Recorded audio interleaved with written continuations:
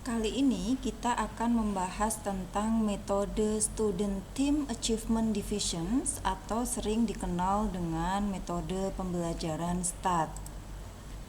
Metode pembelajaran STAT ini pertama kali dikembangkan oleh Robert Slavin dan merupakan salah satu dari model pembelajaran kooperatif. Jadi salah satu tipe dari model pembelajaran kooperatif. Model pembelajaran STAT ini memiliki prinsip bahwa siswa atau peserta didik ini harus melakukan kerjasama dengan teman sebayanya, dalam hal ini adalah teman satu kelompoknya, dengan tujuan bahwa nantinya peserta didik akan memiliki rasa tanggung jawab tidak hanya kepada dirinya sendiri tetapi kepada teman sebayanya dalam satu kelompok. Karena nanti salah satu langkah-langkah yang harus dilakukan, salah satu tujuan juga dari metode pembelajaran STAT ini adalah teman-teman atau peserta didik yang memiliki kemampuan lebih dapat memberikan pemahaman, dapat memberikan bantuan kepada teman-teman sebayanya dalam satu kelompok itu yang masih butuh bantuan atau masih kurang dalam materi yang dibahas, kurang dalam memahami materi yang dibahas. Adapun ciri-ciri dari metode pembelajaran STAT yang pertama ini, seperti yang sudah saya sampaikan tadi, bahwa dalam metode pembelajaran STAT ini peserta didik akan diminta berkelompok dan harus melakukan kerjasama dalam kelompok tersebut untuk menyelesaikan materi atau menyelesaikan tugas yang diberikan oleh guru. Itu ciri yang pertama, adanya kerjasama dalam kelompok. Ciri yang kedua adalah bahwa pembentukan kelompok itu tadi bersifat heterogen, artinya campuran, tidak dalam satu kriteria. Terlebih dalam hal ini adalah campuran dalam hal akademik, harus diperhatikan. Jadi nanti yang menentukan kelompok, yang membagi kelompok adalah gurunya, karena nanti guru yang tahu bahwa siswa ini memiliki kemampuan lebih dibandingkan teman yang lain, siswa ini memiliki kemampuan sedang, siswa ini memiliki kemampuan kurang, sehingga nanti dalam pembagian kelompok harus saya bagi rata. Tidak boleh ada dalam satu kelompok itu kemudian di anggota-anggotanya terdiri dari orang-orang atau peserta didik yang memiliki kemampuan yang bagus-bagus semuanya, atau sebaliknya satu kelompok itu terdiri dari peserta didik yang memiliki kemampuan kurang. Itu tidak boleh. Jadi harus heterogen, artinya campuran tadi. Ya, berarti satu kelompok itu nanti ada yang memiliki kemampuan baik atau di atas rata-rata, ada yang memiliki kemampuan sedang, ada yang memiliki kemampuan kurang. Begitu. Ini yang lebih diutamakan dalam hal ini adalah dari sisi akademik itu harus jelas, harus berbeda, karena nanti tugas dari teman yang memiliki kemampuan baik atau memiliki kemampuan di atas rata-rata untuk membantu temannya yang masih memiliki kemampuan yang kurang atau rendah tadi. Itu ciri yang kedua.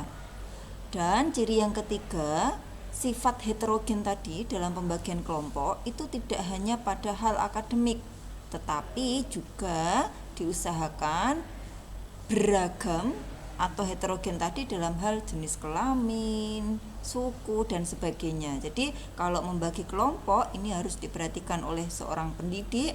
Jangan terus dibagi kelompok, yang putra satu kelompok putra semuanya, yang putri semuanya. Ini yang dari ekonomi tinggi saya kelompokkan jadi satu semuanya, yang dari ekonomi rendah saya kelompokkan jadi satu semuanya. Jangan, hindari itu. Jadi mulai dari hal akademik harus kita perhatikan, harus heterogen tadi, beragam, campur. Begitu juga dari jenis kelamin, ekonomi, suku, dan sebagainya itu juga harus heterogen. Ciri yang keempat, di dalam metode pembelajaran STAT, langkah-langkahnya salah satunya itu adalah adanya pemberian penghargaan. Nah, penghargaan di sini yang diberikan oleh pendidik nanti itu tidak berorientasi pada individu atau siswa per siswa, tapi orientasinya adalah pada kelompok. Kelompok mana yang lebih aktif, itulah yang diberikan penghargaan. Jadi bukan kepada individu per individu atau siswa per siswa, tapi orientasinya adalah pada kelompok.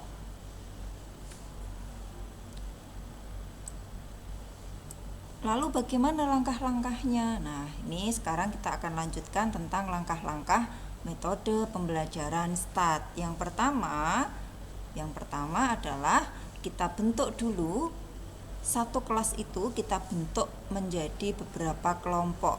Nah, usahakan pembagian kelompoknya antara 4 sampai 5. Masing-masing kelompok anggotanya antara 4 sampai 5. Dan perlu diperhatikan tadi, pembagian kelompoknya harus heterogen dalam hal tadi akademiknya.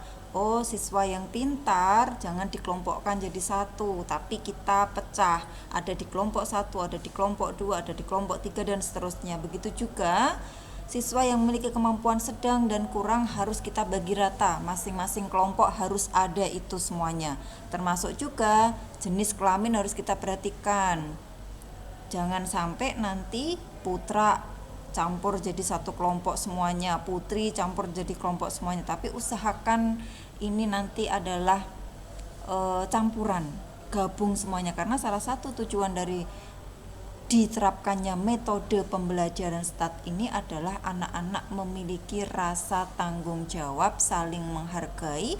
Rasa tanggung jawab itu tidak hanya pada dirinya tetapi juga kepada orang lain, dalam hal ini adalah teman satu kelompoknya. Maka harus diusahakan heterogen. Langkah yang kedua, setelah dibagi kelompok antara 4 sampai 5 orang tadi, kemudian guru menyajikan materi pembelajaran.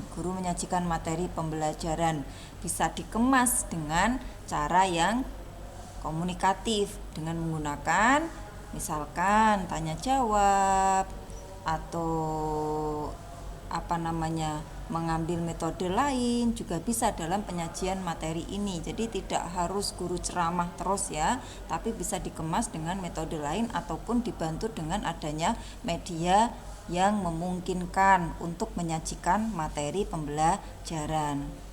Kalau tadi sudah dibagi kelompok, guru sudah menyajikan materi, maka langkah yang ketiga adalah guru memberikan tugas kepada masing-masing kelompok.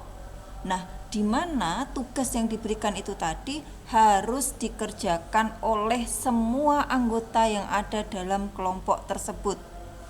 Harus dikerjakan oleh semua anggota yang ada pada kelompok tersebut. Artinya apa? Semua anggota, misalkan tadi dibagi masing-masing anggota itu ada 4 orang. Masing-masing kelompok dalam satu kelompok itu ada 4 orang. Ya berarti tugas yang diberikan oleh guru itu harus dipahami, harus dikuasai oleh 4 orang dalam satu kelompok tadi. Nah, ini di sini nanti fungsi dari pembagian kelompok yang heterogen tadi di sini akan kelihatan. Karena misalkan tugas yang diberikan oleh guru itu tadi hanya baru dipahami, baru dikuasai oleh satu orang saja yang memiliki kemampuan yang baik, maka peserta didik yang memiliki kemampuan yang baik itu memiliki tugas untuk dapat membantu temannya yang masih mengalami kesulitan atau belum mengerti, sampai semua anggota itu mengerti. Nah, di sini peran guru juga harus terlibat dalam langkah yang ketiga ini. Artinya guru bisa mengelilingi atau berkeliling ke masing-masing kelompok untuk mengecek ini sudah atau belum. Oh, misalkan saya sebagai guru kemudian mengecek ke kelompok 1, ditanyakan sudah bisa dikuasai, sudah bisa dipahami tugasnya, sudah bisa diselesaikan tugasnya. Kemudian misalnya ada yang menjawab dari salah satu anggota di kelompok tersebut, iya Bu, sudah. Nah, kita cek, oh sudah sesuai. Berarti tugasnya peserta didik yang tadi itu adalah memberikan pemahaman atau memberikan penjelasan kepada temannya yang masih mengalami kesulitan sampai anggota yang lain benar-benar paham. Begitu ya. Setelah itu, gurunya langsung pindah ke kelompok berikutnya untuk mengecek lagi. Ini gimana kelompok 2 sudah bisa dipecahkan belum tugas yang saya berikan? Oh sudah Pak, saya sudah paham, saya sudah mengerti misalkan. Sudah Bu, saya sudah mengerti. Nah silahkan ini temennya yang belum mengerti bisa dibantu untuk dijelaskan sampai teman kamu ini benar-benar mengerti. Begitu ya, ini langkah yang ketiga. Kalau sudah semuanya dipastikan bahwa masing-masing anggota dalam setiap kelompok itu sudah mengerti karena sudah dapat bantuan dari temannya yang sudah tahu tadi, langkah berikutnya adalah guru memberikan kuis. Nah, baik anak-anak, waktu diskusi sudah selesai, sekarang Bu Guru akan memberikan kuis. Misalnya seperti itu. Nah, kuis ini diberikan kepada semua peserta didik. Semuanya harus ikut mengerjakan kuisnya. Bisa secara tertulis atau bisa dibuatkan semacam aplikasi ya, melalui Google Form atau apalah, Kahoot dan sebagainya, atau bisa juga dengan lisan juga bisa, misalkan langsung siapa cepat dia yang menjawab, misalkan seperti itu juga bisa. Nah, dan pastikan ketika mengerjakan kuis, anak-anak dalam mengerjakan kuis ini benar-benar harus dikerjakan sendiri, tidak ada yang boleh saling membantu, karena tadi boleh saling membantu kan di langkah 3 tadi, ketika mereka mendapatkan tugas yang pertama tadi sudah dibantu oleh temannya yang bisa. Nah, untuk pengerjaan kuis ini usahakan pasti bahwa semua peserta didik mengerjakan sendiri, tidak ada yang saling membantu. Begitu ya. Kalau sudah itu selesai, kemudian langkah yang kelima adalah memberikan penghargaan. Jadi kita lihat tadi, kita amati mulai dari pertama pembentukan kelompok, kemudian saat guru menyajikan materi, kemudian memberikan tugas yang harus dilakukan oleh kelompok tadi, adanya kerjasama peserta didik yang sudah bisa kemudian penjelasan kepada temannya yang kurang pemahaman tadi. Karena kita perhatikan, kita lihat, oh kira-kira dari awal sampai akhir diskusi ini tadi kelompok sih yang memang benar-benar melaksanakan tugas dengan baik, dalam artian kelompok mana yang lebih aktif, kelompok mana yang memang benar-benar memiliki rasa jawab dan empati ke temannya yang belum bisa, itu kelompok mana. Nah, itu yang kita beri penghargaan. Karena di sini tadi sudah saya sampaikan, penghargaan ini bukan kepada individu per individu, tapi sifatnya adalah kelompok. Jadi meskipun di kelompok itu tadi yang memberikan penjelasan temannya yang kurang itu adalah satu anak misalkan, nah penghargaan itu tidak diberikan kepada satu anak saja, tetapi pada kelompok. Baik anak-anak, dari diskusi yang sudah kalian lakukan tadi, kegiatan hari ini, jadi yang merupakan kelompok paling aktif dan ini adalah kelompok 1. Nah, misalkan seperti itu, per kelompok, bukan per individu memberikannya. Begitu. Nah, kalau sudah semuanya, baru guru akan evaluasi, kemudian memberi kesimpulan. Ini langkah-langkah harus ada minimal, langkah-langkah minimal yang harus ada pada penerapan metode pembelajaran. Metode pembelajaran STAT ini memiliki kelebihan dan kekurangan. Nah, apa kelebihan dari metode pembelajaran STAT ini? Yang pertama adalah siswa akan memiliki peran aktif dalam itu dan juga memberikan motivasi kepada teman dan kelompoknya. Kan tadi di awal sudah saya sampaikan, teman yang memiliki kemampuan yang lebih baik itu punya tugas untuk menjelaskan kepada temannya yang masih mengalami kesulitan. Dalam artian di sini siswa juga berperan aktif dalam membantu berikan motivasi kepada teman yang lain. Dengan apa? Dengan tujuan untuk mencapai keberhasilan bersama dalam satu kelompok itu. Kelebihan yang kedua dari ini adalah interaksi yang dibangun dalam satu itu samaan dengan peningkatan kemampuan peserta didik dalam menyampaikan suatu pendapat. Misalnya dalam satu kelompok itu kan ketika diberikan tugas pada 3, itu kan tidak menutup kemungkinan dalam satu kelompok yang mengalami kesulitan. Nah, di situ mereka kan terjadi interaksi. Gimana ya kok bisa begini? Nanti temannya yang lain akan menjelaskan. Nah, di situ di interaksi. Nah, interaksi seiring dengan peningkatan siswa dalam menyampaikan pendapat. Yang kedua, kelebihan yang ketiga, dengan ini membantu siswa dalam memudahkan untuk melakukan penyesuaian.